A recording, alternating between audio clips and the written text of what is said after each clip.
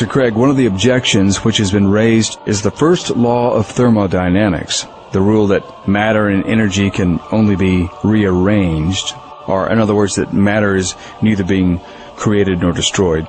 Yeah. What's funny about this objection is that this is not an objection to the existence of God.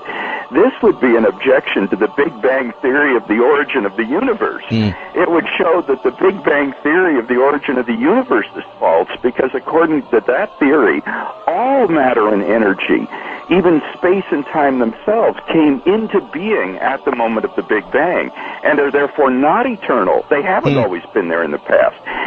So if these fellows were right, all contemporary cosmologists who believe in the Big Bang theory of the origin of the universe would be contradicting the laws of thermodynamics, and that's hardly the case. Why?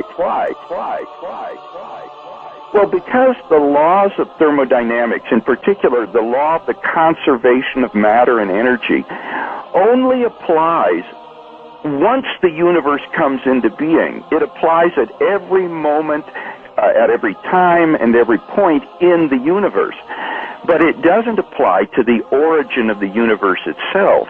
And that's why cosmologists don't consider that the law of conservation of energy and mass is violated by the Big Bang theory of the origin of the universe.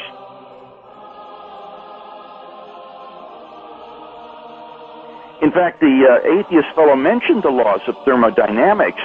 He might have wanted to talk about the second law of thermodynamics, which says that in a closed system, things tend toward increasing disorder.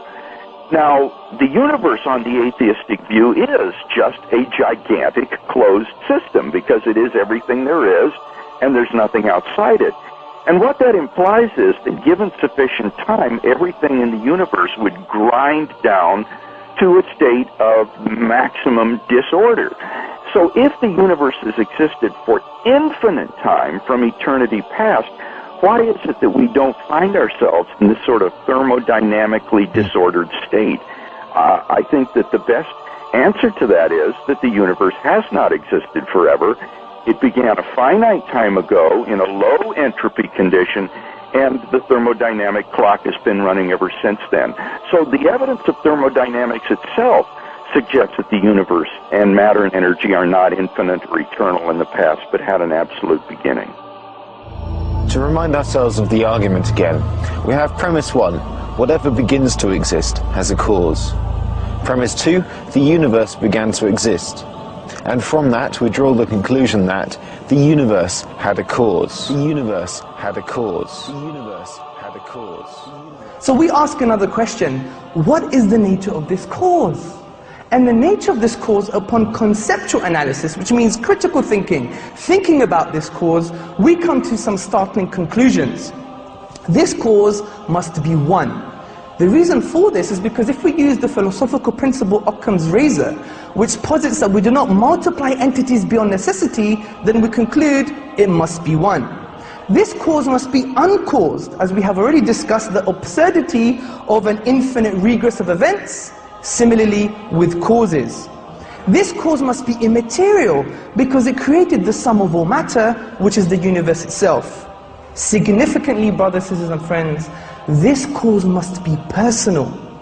The reason I'm saying this is, how else can an eternal cause bring into an existence a finite effect, the universe that had a beginning in time?